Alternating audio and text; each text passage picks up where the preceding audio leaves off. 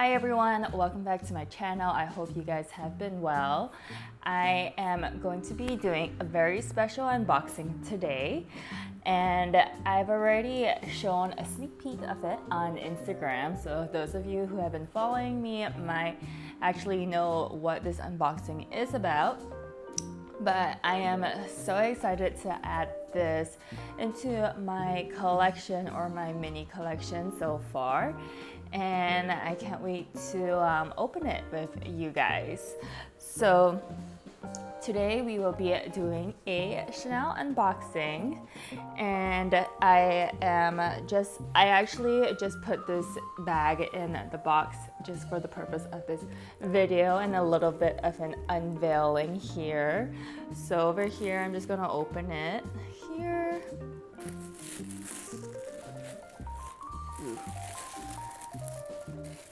I just have to like give a little bit of suspense, you know, put it back in the box.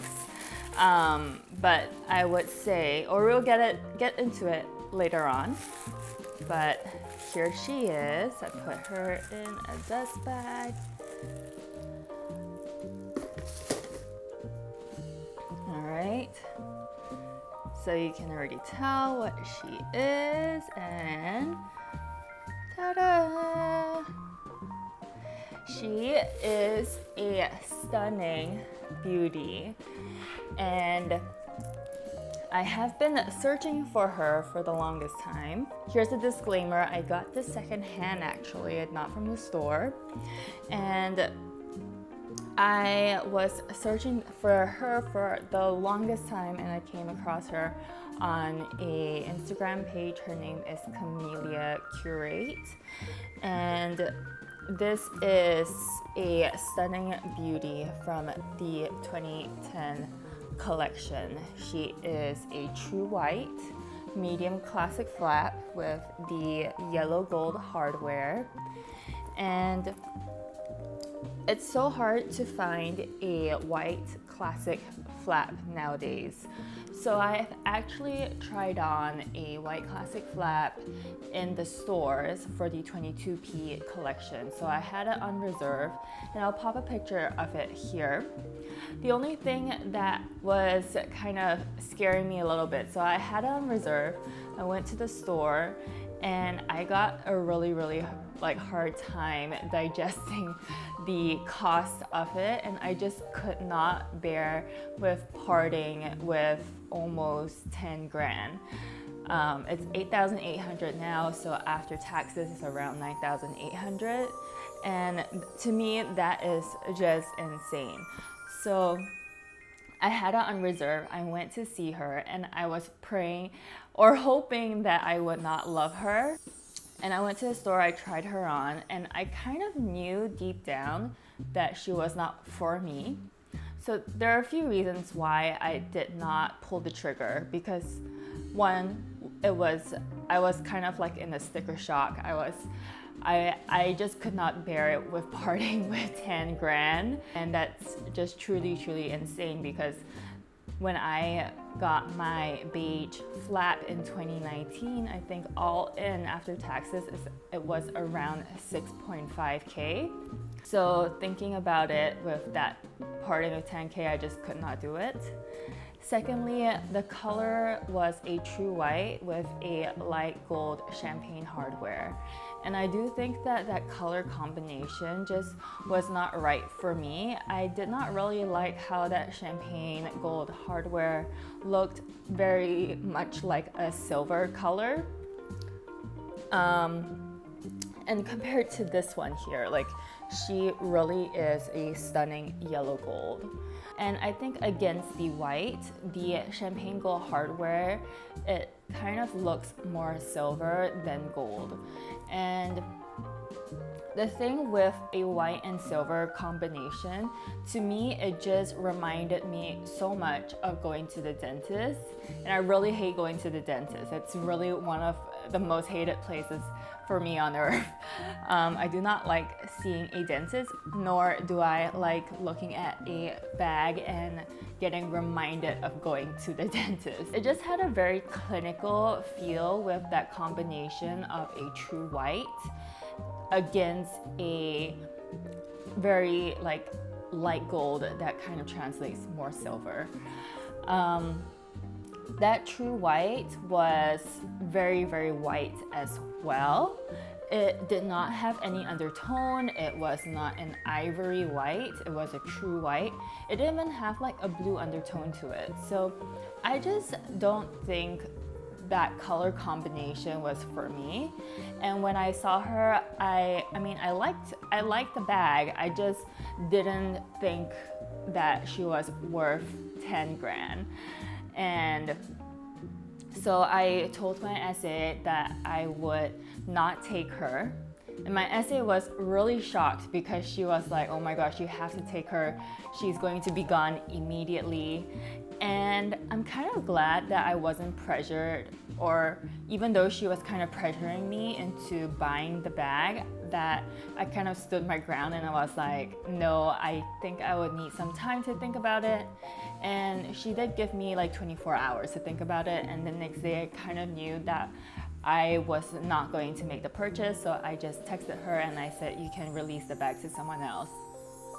So right now, Chanel is doing they only release classic flaps to a reserve list. So if you're not under that reserve list, you won't even be able to purchase that bag. I knew 22P collection, that combination was not right, so I wanted to wait for the next one, which was 22S.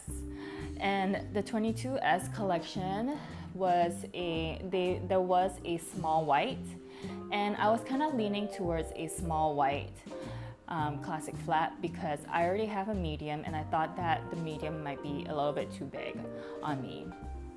So I was searching high and low, and my SA told me that only 4 boutiques had that small white classic flap in the gold hardware. So I called a bunch, and she gave me the contact of a Neiman Marcus in Tyson, and they had 1 in the store, or they had 2 that was under the reserve list. So I put my name down on that reserve list, and the SA that I was in contact with asked for all my credit card details and all that, and they wanted to process the credit card info with my Chanel purchase history. I guess they have like a Chanel account. So I have my Chanel account with the Saks Fifth Avenue Chanel store here. And I don't know if that kind of caused like maybe I wasn't in the system, maybe they couldn't find me. But anyways, so I wanted to be on the reserve list, and I gave her all my credit card info, my shipping address, and it has to all match your name as well. So sadly, it just didn't work out. She said that my address did not match my credit card, which is very strange because I've been using that same thing like in the Saks Fifth boutique as well. But she said it didn't process and they couldn't put me on the reserve list. So I thought, okay, so maybe that is a sign that a white classic flap in a gold hardware is just not for me. And I kind of regretted at that time not pulling the trigger on the 22P white medium flap.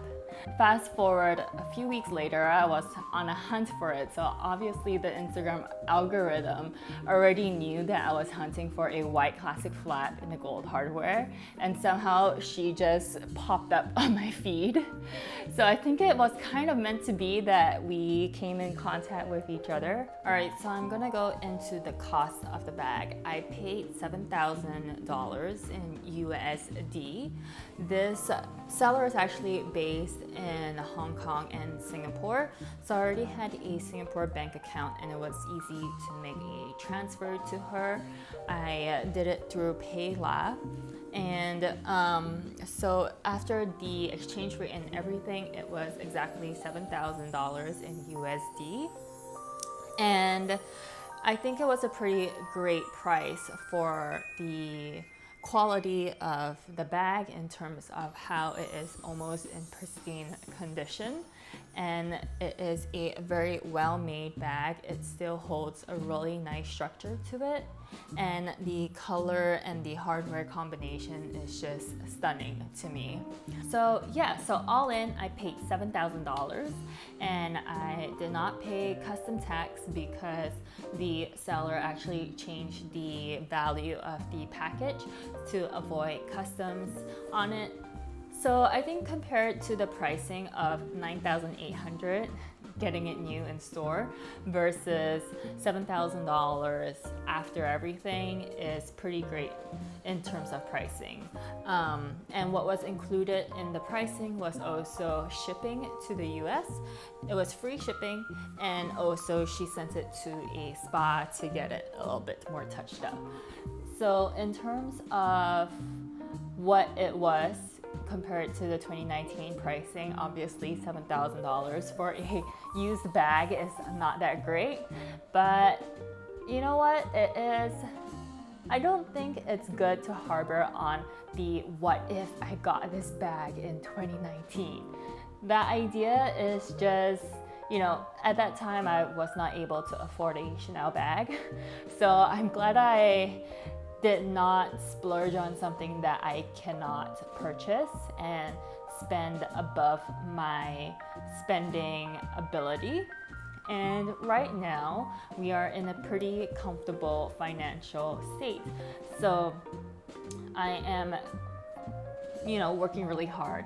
I am shooting almost every day, and then in the morning I shoot from 6 or 7 a.m. all the way to 9 a.m. and then I go for my 9 to 6 p.m. day job, and then after I log off from work, I will be retouching all of the images that I took in the morning and delivering it to my clients. So I do think that I work really hard, and sometimes I feel like I should just not love luxury items so that I can just relax a little bit and take it chill.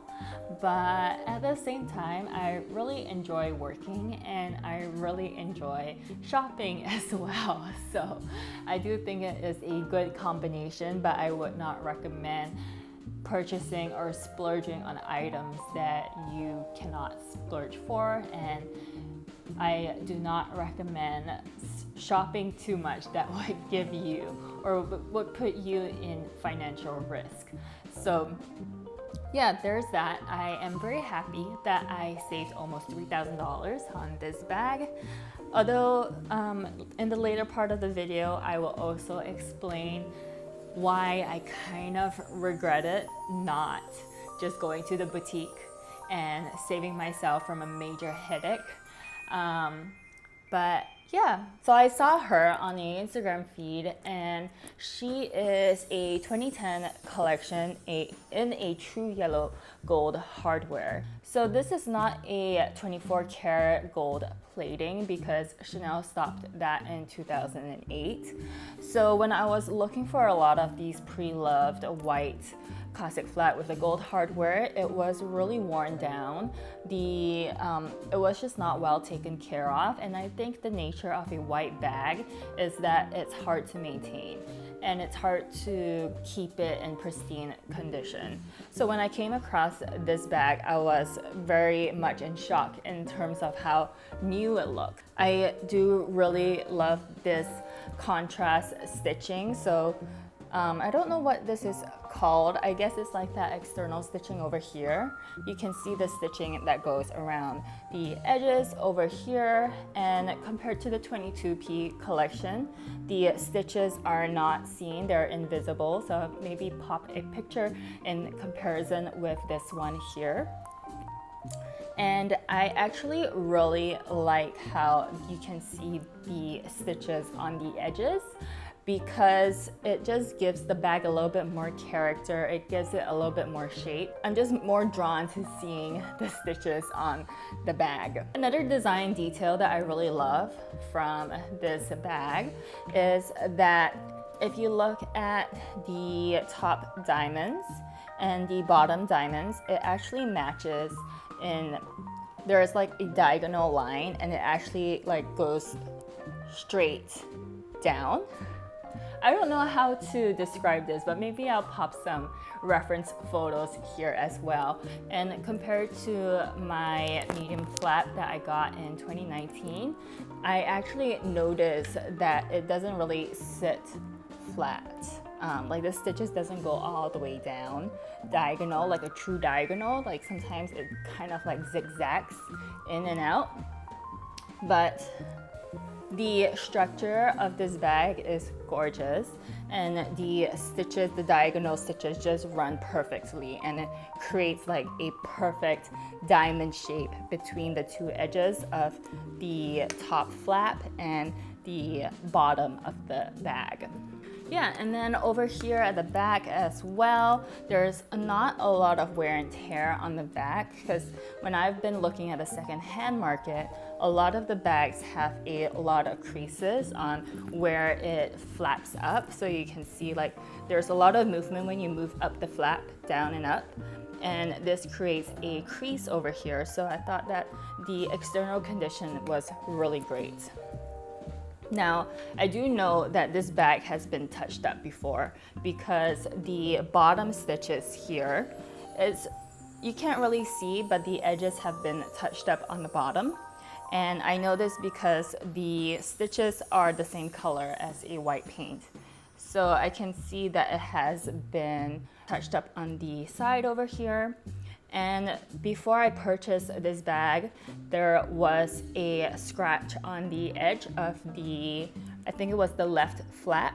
And the seller also kind of threw in like a spa for the bag. So if I were to purchase the bag immediately, she was going to send it to the spa and I wouldn't have to pay for that spa. So it was sent to the spa, and the edges of there was a hick over here, and it's just been painted over. And I also noticed that on the side of the gold hardware, there is slight paint residue on the edges.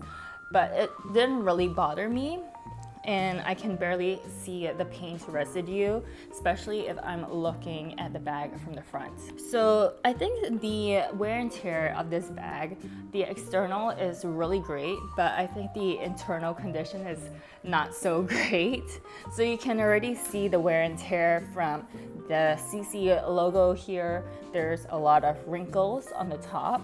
I mean, this is a given because of how, the structure of the bag is like there's so much movement when you go up and down that there's definitely going to be wear and tear over here.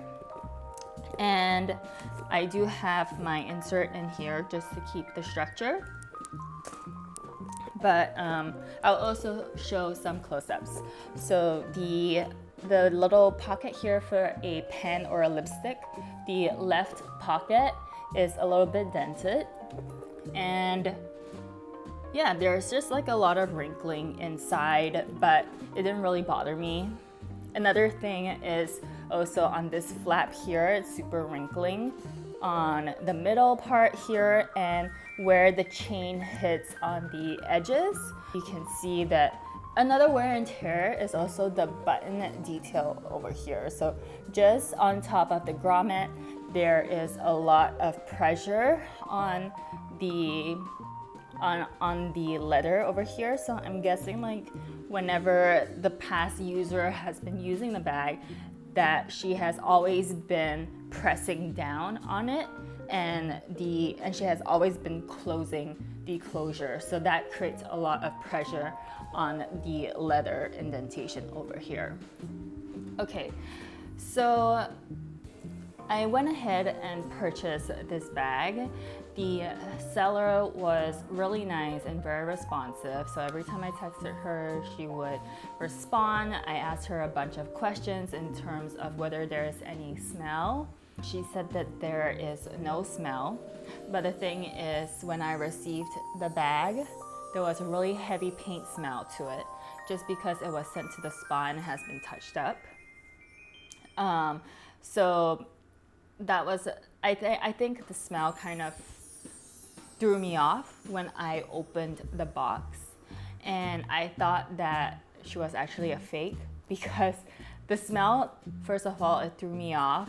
And then when I carried her, she's so much lighter than the medium flap that I have. So I got really paranoid and really afraid of this because the seller also sent me a Zeko certificate beforehand, before it was shipped out to me. So I checked the certificate, and I'm actually very new with this Zeko authentication, so I don't really know much about her, but I know within the purse bag community, she is one of the best in terms of authenticating Chanel bags. So it gave me a peace of mind that the seller sent me a certificate for this bag, especially because there was no authenticity card that came with this bag. So going back, I thought that when I opened it, I was like, oh my gosh, I have definitely been scammed. I know that she's a fake. There are some design details where I thought was like a little bit questionable. So the first thing was that the zipper detail had a EP logo on it. And secondly, the grommet of the Chanel sign isn't sitting up right. It's a little bit tilted at like a 40-degree angle. And also the stitches on the edges of the strap had 3 stitches, and my classic flap in the beige only had 2 stitches. And also another thing is that the stamp of the Chanel Made in France logo was a little bit off center. So the letters M and A are a little bit slanted compared to the words D and E. So there were a few small little minute details that kind of raised a few alarm bells in my head, and I got so scared. So I thought that number one, maybe the seller faked the Zeko authentication, the certificate. Maybe she sent me a fake. Or number 2, she might have sent the wrong images to Zeko, and Zeko might have authenticated it as a real bag. That was why I was really afraid. I texted her and asked the seller, what is your return policy? And she said there are absolutely no returns. And this is kind of like a bad thing on my part. I was just so excited to get the bag that I just overlooked looking into the return policy. And a lot of these resellers actually don't allow returns. So you have to be 100% certain that you want that bag. But yeah, so on the site actually from Camellia Curate, she also had a money back guarantee if the bag is not real. So she did say that the bag has been already authenticated, and she sent the certificate to me, and she is 100% sure that it's 100% authentic.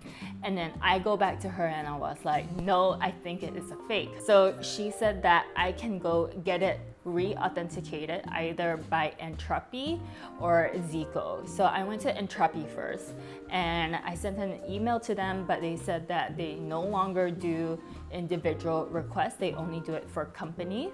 So Entropy was out of question. So I went to Zeko, and the first thing I asked was, is this certificate real? Because I know a lot of people on Purse blog has been saying that the certificate can be faked. So she said that if you scan this QR code on the bottom right, it should take you to her website. So if it does work and it brings you to her website, it means that the certificate is real. So that kind of like gave me a little bit of certainty that, okay, the seller did not fake the certificate.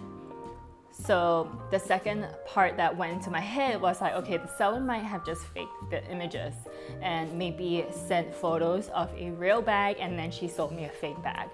So there are so many scenarios that went into my head, and I really was losing my mind over this.